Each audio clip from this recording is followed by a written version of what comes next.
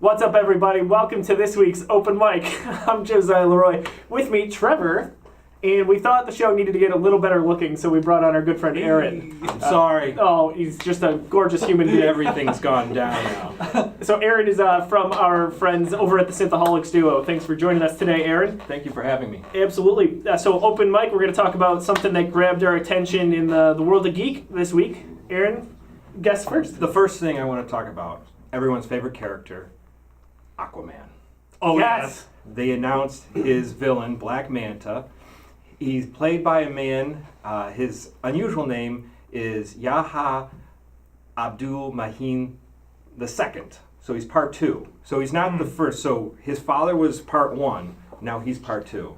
So it's like the next part of the movie. Interesting. Yeah. That is, Aquaman is one of the few Funko toys I have. I got one in one of those basically question mark boxes that you see at all the cons. Aquaman is probably my favorite DC character, and it's for all the reasons nobody knows anything about him. Gotcha. Because a lot of people, I think Robot Chicken and a couple other shows, lampoon him, and he's great. I mean, for making fun of, but he's got this great depth of backstory that nobody knows. Like the fact that Black Manta killed his son, and his wife blamed him for his death. This was back in the 70s when all this happened, but it was a great storyline. It blew everyone's mind, and then, he went kind of crazy. He grew his hair long, had a hook hand. So, I mean, great character, a lot of development, and a lot of people just don't know anything about him.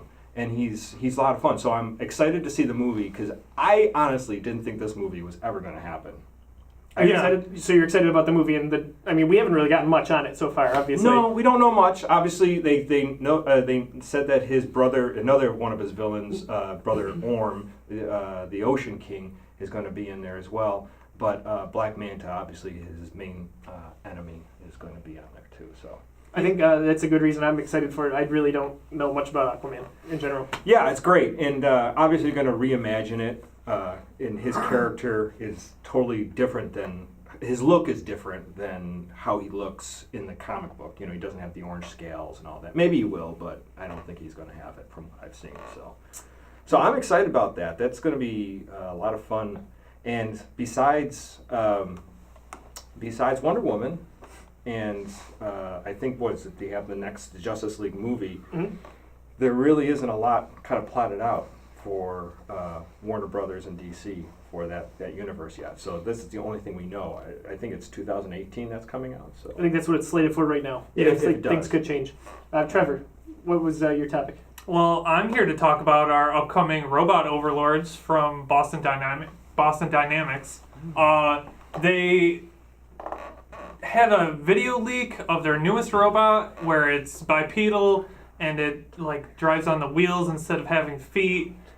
And it's just any kind of video from Boston Dynamics that I see just gets me ready for Terminator. Is that the ones where they have the guys walking sort of they look like pack animals? Yeah, they have ones that are that walk on 4 legs. Then they have a newer one that walks on 2 legs and it can pick up 10-pound boxes and put it on shelves. And then they kind of messed around with one that had a gimbal for a head, so it would stay in place as the robot walked around, and it did some weird shimmy things. And if you go and you try to kick it over, it'll either stabilize itself or it will fall over and then push itself back up. They are pretty, and because I always see the pictures of them kicking them over. Yeah, and you just feel bad for the robots. and then you kind of figured, yes, they will kill us someday. they made a hilarious video where it was one that stands on 2 legs. It was picking up boxes, and this guy would come over and smack the box out of its hands with a hockey stick. Well, that's just rude. They did a voiceover of the robot. He's like, "What the fuck?" It was so funny. Oh my gosh! And then also, to add to Skynet becoming a real thing, they just to add to Skynet, we're banking on it. Pete mentioned this. They had an AI that entered into a poker tournament that outbluffed all of its competitors. Wow. Well, how much of an expression does this thing have? You're talking about bluffing here. Yeah. True. Come on. But it outsmarted all of his opponents That's and different. won the poker tournament, and then blew all his money in Vegas. Because that's the thing with if you have computer intelligence, and I know a lot of top poker players can do this. They know the hands they have in front of them, and they can kind of figure the odds of what everyone else probably might have. And Yeah, it's they can, really What can beat cheating. them, basically. Yeah. So, but yeah, if you can do the calculations that staggering and that fast, it's all of a sudden like, oh, I know I got this or I don't have this or whatever. Yeah, and then just on top of that, to be able to lie, that's just a weird. Yeah, computers lie to us. Yeah, I don't like that.